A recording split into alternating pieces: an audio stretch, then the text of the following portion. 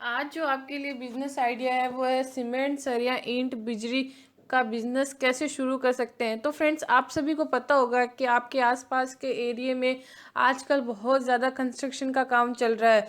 और जहाँ कंस्ट्रक्शन का काम चल रहा होता है वहाँ हमें सीमेंट की, सरिया की, ईंट की, बजरी की, ये चार ऐसी चीज़ें हैं जिनके बिना कंस्ट्रक्शन का काम कभी पूरा नहीं हो सकता। इनकी ज़रूरत हमेशा रहती है। तो इनका बिजनेस कैसे कर सकते हैं, इस बिजनेस को करने में आपको कितना प्रॉफिट होगा, कितना इन्वेस्टमेंट लगेगा और क्या क्या इन बिजनेस को करने के लिए आपको ज़रूरतें होंगी, तो ये सब बातें मैं आपको इस वीडियो में बताऊंगी। तो प्लीज़ मेरे इस वीडियो को अंत तक ज़रूर देखिएगा। तो क्या पता आपको ये जो इनमें से कोई भी एक बिजनेस कर रहे हैं वो आइडिया आपके काम आ जाए। तो फ्रेंड्स, शुरू करते हैं। पहले बात करते हैं कि ईंट का बिजनेस कैसे कर सकते हैं। तो ईंट के बिजनेस के लिए हमें क्या क्या चाहिए होगा। एक तो कच्चा माल कहाँ से मंगवाए, जगह, ईंट बनाने का साधन, ट्रेनिंग और प्रॉफिट। तो मैं बताऊंगी कि फ्रेंड्स आपको कि ईंट बनाने के लिए हमें सबसे पहले कच्चा माल मंगवाना होगा। फिर हमें जगह जगह का आपको ऐसी जगह चुनाव करना होगा कि जहाँ पानी की कमी ना हो। क्योंकि ईंट बनाने के लिए हमें पानी की ही ज़रूरत होती है। और ईंट बनाने का साधन मतलब पहले तो लोग क्या करते थे, ईंट को हाथों से बनाते थे। एक ईंट का एक संचा सा आता था, उसके अंदर डाल के फिर ईंट बनाई जाती थी। तो उसको बनाने में थोड़ा टाइम भी ज़्यादा थोड़ा क्या बहुत टाइम लगता था और धीरे धीरे ईंटें बनती थी। लेकिन आज के टाइम में ईंट बनाने की मशीन आ चुकी है जो 1 घंटे में 3,000 ईंटें तैयार करके देती है। अब बात करते हैं फ्रेंड्स ट्रेनिंग की। ट्रेनिंग आपको ईंट बनाने के लिए एक बार ट्रेनिंग लेनी होगी, या फिर जिन लोगों के ईंट का व्यवसाय है उनसे जाकर ईंट के बारे में पूरी पूरी जानकारी लेनी होगी कि भाई ईंट कैसे बनती है, कितना कच्चा माल लगता है, कैसे इसको बेचा जाता है, कैसे इसके लिए कस्टमर तैयार किए जाते हैं। इन सब के बारे में आपको पूरी जानकारी लेनी होगी। फिर बात करते हैं कि आपको प्रॉफिट कितना होगा। प्रॉफिट मतलब अगर आप सपोज आप एक एम्प्लॉय मतलब एक कारीगर रखते हैं ईंट बनाने के लिए, उसको आप प्रतिदिन का 500 रुपये देते हैं और आपके पास जो मशीन है वो आपको 1 घंटे में 3,000 ईंटें बना के देती है। तो 1 घंटे में 3,000 और एक ईंट के पीछे आपको 1 रुपये या 1.5 रुपये मिलता है। तो प्रति अगर 10 घंटे आपकी वो मशीन चलती है तो 30,000 तो आपके वही हो गए। तो मतलब आप एक दिन में कम से कम 30,000 रुपये कमा सकते हैं। और इन्वेस्टमेंट कितना चला गया आपका, सिर्फ एक दिन का 500 रुपये। अगर एक आदमी रखते हो, दो रखते हो, तीन रखते हो, तो वो आपके ऊपर डिपेंड करता है। 30,000 रुपये वो हो गए। और मशीन खरीदने का आपके का कितना पैसा लगता है। ईंट बनाने की कोई भी बिजनेस चालू करते हैं तो फ्रेंड्स हमें 1 से 2 लाख तक का इन्वेस्टमेंट करना ही पड़ता है, कम से कम। मैं आपको बता रही हूँ इन्वेस्टमेंट। तो जो आपकी जो ईंट बनाने की मशीन आती है वो आती है 1,17,000 रुपये की। मतलब आप एक महीने में ही उसका ईंट बनाने की वाले की मशीन का खर्चा निकाल सकते हो। तो सोचो कितना अच्छा फायदा होगा आपको। अब बात करते हैं फ्रेंड्स सीमेंट बनाने के बिजनेस के बारे में।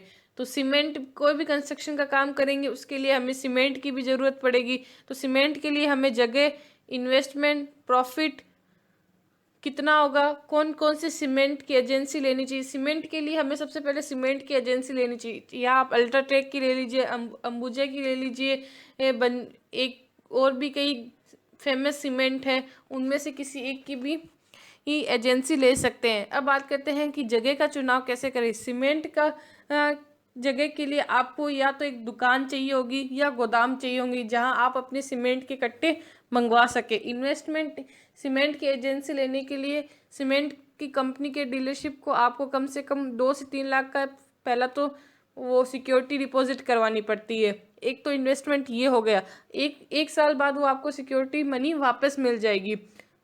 दूसरा इन्वेस्टमेंट होता है कि आप जो माल ले, एम्प्लॉय, गाड़ी, क्योंकि सीमेंट को वो कस्टमर के पास भेजने के लिए हमें गाड़ी की भी आवश्यकता होती है, कारीगर की भी आवश्यकता होती है। तो इनके भी उनको हमें सैलरी देनी होती है। अगर आप एक लोडिंग गाड़ी खरीदते हैं तो वो एक लोडिंग गाड़ी 2-3 लाख रुपए तक की आती है। तो एक इन्वेस्टमेंट वो हो गया। अब बात करते हैं प्रॉफिट की। अगर आप रोज के 1,000 कट्टे बेचते हैं और आपको एक कट्टे के पीछे 10 या 12 रुपये मिलते हैं। तो ये आप कम से कम पूरे दिन का 15,000 रुपये तक कमा सकते हैं। आप इससे अगर 1,000 से क्यों, आप अगर आप इससे ज़्यादा भी कट्टे बेचते हैं तो आपके ऊपर डिपेंड करता है कि आप एक दिन में कितने कट्टे बेच रहे हैं सीमेंट के। सीमेंट की एजेंसी की डीलरशिप आप ऑनलाइन के लिए भी कर सकते हैं। इसके जैसे अंबुजा सीमेंट की खुद की वेबसाइट है, उस पर जाके आप ऑनलाइन भी आवेदन कर सकते हैं। तो फ्रेंड्स, मैंने सीमेंट वाले जो ये वीडियो है इसमें तो मैंने आपको शॉर्ट डिटेल बताई है। इसका पूरा एक वीडियो बनाया है जो मैंने अपने RD business video idea channel पे अपलोड करा है। आप उस पे जाके सीमेंट की पूरी जानकारी ले सकते हैं कि कैसे इसमें ऑनलाइन आवेदन किया जाता है और कितना और ज़्यादा हमें प्रॉफिट मिलता है। इसकी पूरी जानकारी मैंने अपने उस वीडियो में दे रखी है। अब बात करते हैं सरिया की। सरिये के लिए भी हमें जगह, इन्वेस्टमेंट और प्रॉफिट की। सरिये के बिना भी मकान हमारे पूरे नहीं होते, या कोई भी कंस्ट्रक्शन का काम सरिया के बिना पूरा नहीं होता है। इसके लिए हमें जगह बहुत बड़ी चाहिए होती है। क्योंकि सरिये बड़े बड़े आते हैं और उनको फिर काटा जाता है। फिर सरिये हमेशा किलो के भाव में बिकते हैं। ये एक लोहे का बिजनेस, आपको पता है लोहे की कीमत कितनी ज़्यादा होती है, तो आप सोच सकते हैं कि आपको इसमें प्रॉफिट कितना मिल सकता है। इन्वेस्टमेंट भी आपके ऊपर डिपेंड करता है कि आप जगह कहाँ ले रहे हैं, आपकी ज़मीन कितनी है। अगर आप ज़मीन ले रहे हैं और एक बार स्टार्टिंग में आप कितने सरिये मंगवा रहे हैं, कितने किलो के हिसाब से आप सरिये मंगवा रहे हैं, ये सब आपके ऊपर ही डिपेंड करता है। अब बात करते हैं फ्रेंड्स बजरी का बिजनेस।